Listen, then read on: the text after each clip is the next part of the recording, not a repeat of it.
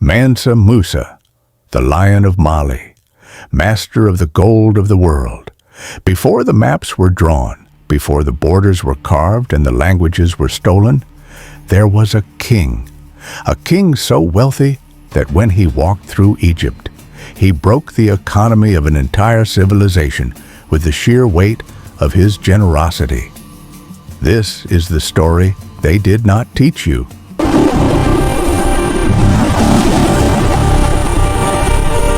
Long before the first European boot touched West African soil, long before the word Africa was spoken with pity or confusion, there existed an empire so vast and so luminous that scholars in Cairo wrote of it with trembling hands.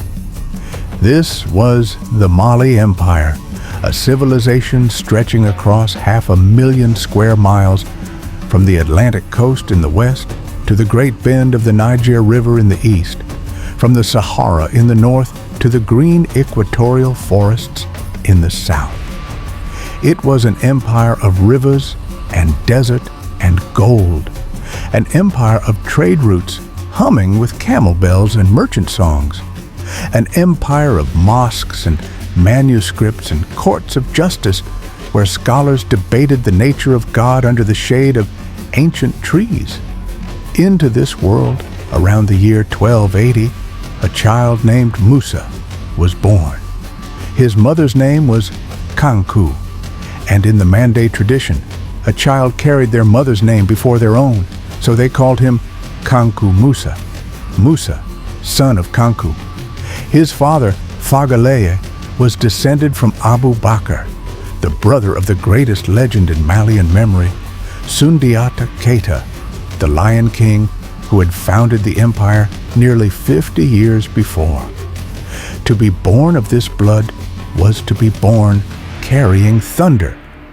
Every child of the Keita clan grew up in the shadow of Sundiata's myth, how he had been a crippled boy who could not walk, mocked by enemies, forced into exile with his mother, how he had found iron in his spine and fire in his belly, how he had risen, united the Mandinka people, and crushed the sorcerer-king Sumanguru Kanté at the Battle of Kirina in 1235, how he had built something from nothing, an empire from dust and courage. Young Musa heard these stories at night, the griots, the jeli, the living libraries of Africa, weaving the past into song around fires that turned the darkness warm and amber. A jeli was no ordinary storyteller. They were walking archives, the keepers of lineage and legend, and every word they spoke shaped the boys who listened. He did not know, not yet, that one day the griots would sing his story, and the whole world would stop to listen. Niani, the imperial capital, whose name meant simply where the king lives, sat near the confluence of the Sankarani and Niger rivers in what is today Guinea. It was a city of red mud walls and flat rooftop terraces, of open markets fragrant with dried fish and kola nuts and frankincense. It was a city where Arab merchants arrived on camelback from across the Sahara, their turbans white with desert dust, and where Malian traders returned from the coast carrying salt, that white gold without which food rotted and men grew weak. This was the city of Musa's boyhood, a city that taught him, without a single classroom, everything he would need to rule the world. No one taught Musa mathematics in a room with painted walls. He learned it at the market, measuring bolts of cloth and weighing sacks of grain. He learned it by watching his father's ministers calculate the tribute owed by distant chieftains. So many horses, so much gold, so many ingots of salt. The empire ran on numbers. Mali sat at the intersection of the greatest trade routes in the medieval world. From the north came the caravans of the Maghreb and Egypt, carrying salt, copper, books, fine fabrics. From the south came gold. The mines of Bambouk and Bure were among the most productive in the entire world at the time, yielding gold so plentiful that it seemed the earth itself was in a state of constant generosity. A young prince in such a court learned trade the way others learn language, by breathing it. He watched how the Farba, the provincial governors, administered their territories. He watched how disputes were settled with patience and precedent. He watched his elders move through political danger the way a fisherman moves through river current, reading what cannot be seen, anticipating what cannot yet be felt. But perhaps the most important thing young Musa absorbed was his faith. Islam had arrived in West Africa long before Musa's birth, carried not by swords, but by merchants.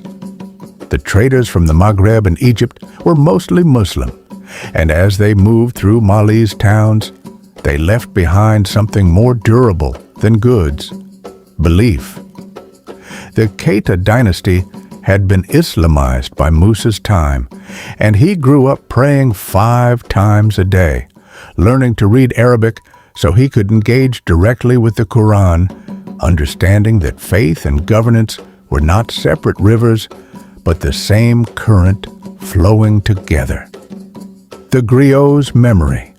The jeli, the griots of the Mandé people, were the original oral historians of West Africa. Trained from childhood in the art of memory and performance, a skilled jeli could recite the genealogy of a royal family going back 20 generations without a single error. They were historians, musicians, praise singers, and diplomats. In a world without printing presses, they were the archive. Young Musa learned history by listening to them sing it. He was quiet, by all accounts, thoughtful, the kind of young man who listened more than he spoke. Where some royal children were loud with their privilege, Musa seemed to understand even then that power was not noise. Power was clarity. Power was knowing what others did not. Power was the slow accumulation of wisdom, like gold sifted grain by grain from river mud. As a teenager, he would have trained in the arts of war, riding, archery, the command of men. The Mali Empire maintained a standing army of tens of thousands, including a feared cavalry corps. A future ruler could not afford to be ignorant of strategy, but Musa would grow into a king who preferred architecture over aggression, scholarship over slaughter, whenever it was possible. He was being shaped by his world, and quietly, almost invisibly, he was becoming the man who would reshape the world right back.